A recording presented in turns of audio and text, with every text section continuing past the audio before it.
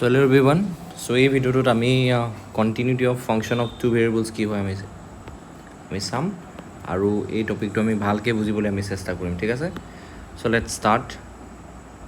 So' function of two ভেৰিয়েবলৰ বাবে continuity আমি ডেফিনেশ্যনটো আমি ফাৰ্ষ্ট চাই লওঁ। So' what do you mean by continuity of function of two variables? Okay,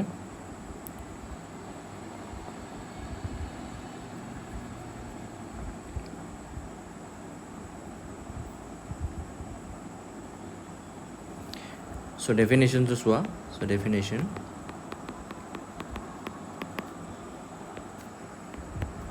so a function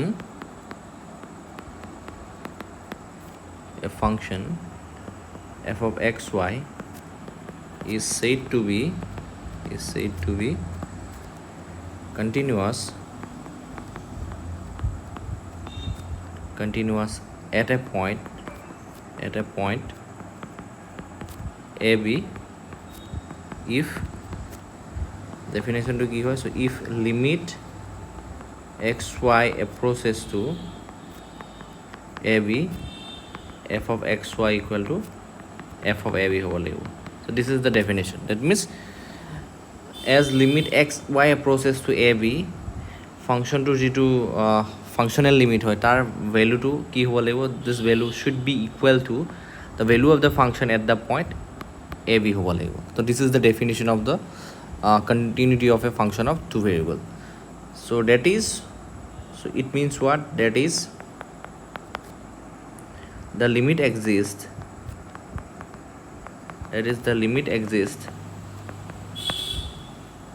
and is equal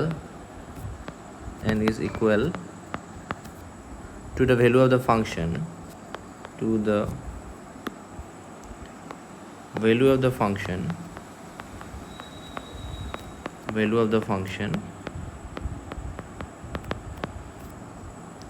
at that point.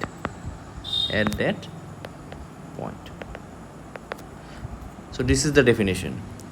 এতিয়া তোমালোকে continuity কেনেকৈ চেক কৰিবা? চ' কেইটামান ইম্পৰ্টেণ্ট পইণ্ট আছে, সেই পইণ্টকেইটা তোমালোকে নোট কৰি লোৱা। তো ফাংচন অফ টু ভেৰিয়েবলৰ বাবে আমি কণ্টিনিউটি চেক কৰাৰ ইম্পৰ্টেণ্ট কি পইণ্টছকেইটা তোমালোকে নোট ডাউন কৰা। চ'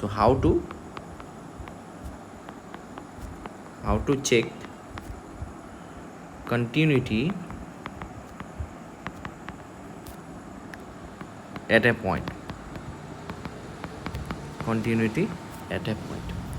To verify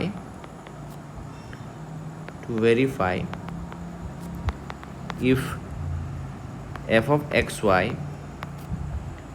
is continuous at AB, we need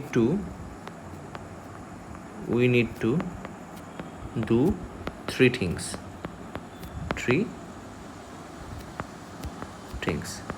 So remember these 3 points.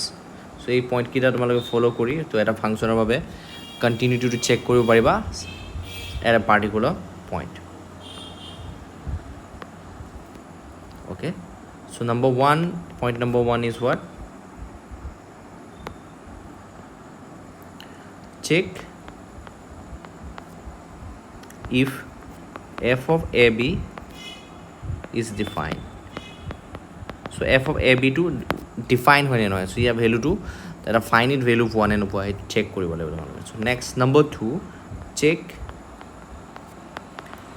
if limit xy approaches to AB f of xy exist কৰে নে নকৰে। চ' এই কথাটো চাব লাগিব, ঠিক আছে? ডেট মিনছ ফাংচনটোৰ বাবে লিমিট এক্সিষ্ট কৰে নে নকৰে আমি সেইটো চেক কৰিব লাগিব। আৰু লিমিটৰ এক্সিষ্টেঞ্চটো আমি কেনেকৈ চেক কৰোঁ মই লাষ্ট ভিডিঅ'টো তোমালোকে পঢ়াইছোঁ, ডিটেইলছত বুজোৱা আছে। চ' তোমালোকে ধুনীয়াকৈ বুজি পাবা, ঠিক আছে? আৰু তোমালোকে কৰিব পাৰিবা। So' next point number 3 is what? So' check if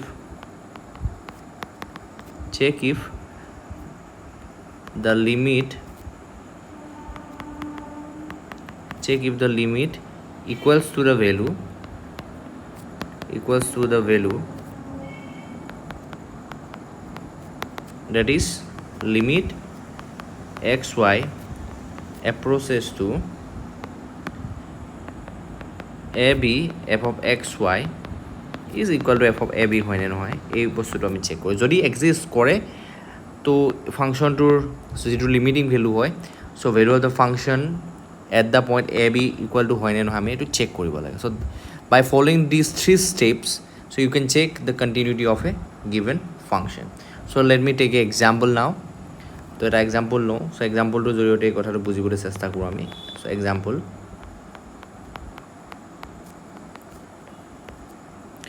তো f of xy equal to x square plus y square এই ফাংশনটোৰ বাবে আমি কন্টিনিউটি চেক কৰোঁ চেক কন্টিনিউটি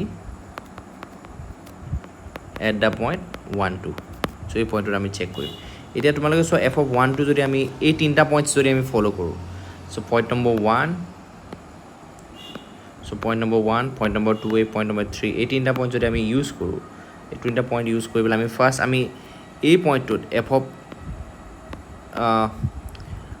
সৰি 1 2 পইণ্টটোত আমি ফাংচনটোৰ বাবে ফাংচনেল ভেলুটো আমি ফাইনিট পাওঁ নে নহয় ডিফাইন হয় নে আমি ফাৰ্ষ্ট সেইটো চেক কৰিম f of 1 2 কি হয় so according to the definition of the function f of xy equal to x square plus y square simply কি কৰিব লাগিব x ৰ জেগাত 1 আৰু y জেগাত 2 পুট কৰিব লাগিব so 1 square plus 2 square this is nothing but 5 so আমি গম পালোঁ ফাংচনটোৰ বাবে সো এট দ্য পইণ্ট 1 2 তো ফাংচনেল ভেলুটো এটা ফাইনিট ভেলু হয় এইটো ডিফাইন হয় নাও আমি লিমিট চাওঁ so limit x y approaches to so 1 2 আমি ফাইণ্ড আউট কৰোঁ so for the given function that is x square plus y square so ইয়াৰ ভেলুটো কি হয় আমি চাওঁ so 1 square plus 2 square this is also' 5 that means this limit exist আৰু এই লিমিটৰ ভেলুটো ইকুৱেল কাৰ লগত ইকুৱেল হয় তো this is equal to f of 1 2 লগত ইকুৱেল হয় this is equal to 5 so therefore the given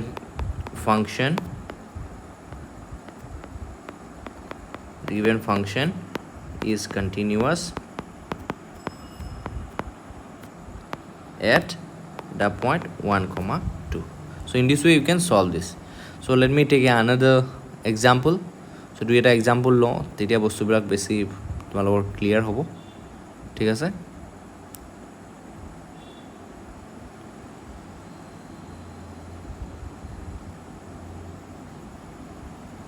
এটা স্টেপ ফাংশন লওঁ so ইয়াৰ বাবে আমি লিমিট এক্সিষ্ট কৰে নকৰে আমি চেক কৰোঁ ঠিক আছে কুৱেশ্যন লওঁ to check the continuity of the following function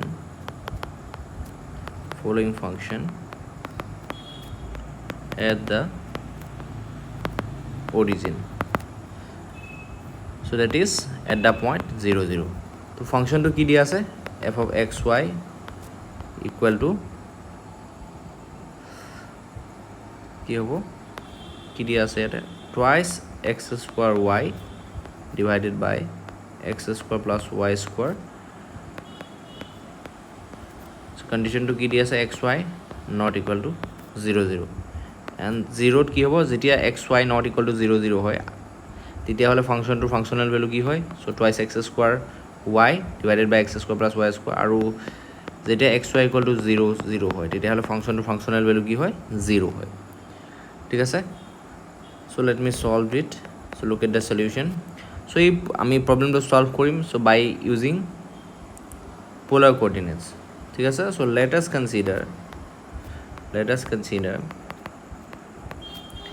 x equal to আমি r cos theta assume কৰো polar form use কৰি পেলাই আমি কৰিম solve so y equal to r sin theta assume কৰো এতিয়া সোৱা x equal to r cos theta আৰু y equal to r sin theta যদি ধৰো তেনে হলে ফাংশনটো r theta ফৰ্মত আহিব তো ইয়াৰ ভ্যালুটো কি হ'ব আলটিমেটলি so আউটপুটটো কি হ'ব other than 0 0 যদি হয় ঠিক আছে x আৰু y ভ্যালু 0 0 বাহিৰে যিকোনো যদি ভ্যালু হয় তেতিয়া হলে ফাংশনটো ফাংশনাল ভ্যালু এটো হয় twice x square divided by x square y square গতে ইয়াত আমি x y ভ্যালুটো আমি কি পুট কৰিম x ভ্যালুটো r cos theta y ভ্যালুটো r sin theta put কৰো যদি আমি কিমান পাম twice r cube cos square theta into আমি কি পাম sin theta, so divided by r square, and this is nothing but twice r cos theta cos square theta into sin theta. আৰু তোমালোকে এটা কথা মন কৰা, so as r tends to 0, then functionটোৰ ফাংচনেল ভ্যালু স্কুলে approach কৰিব, this is approaches to 0. So therefore the given function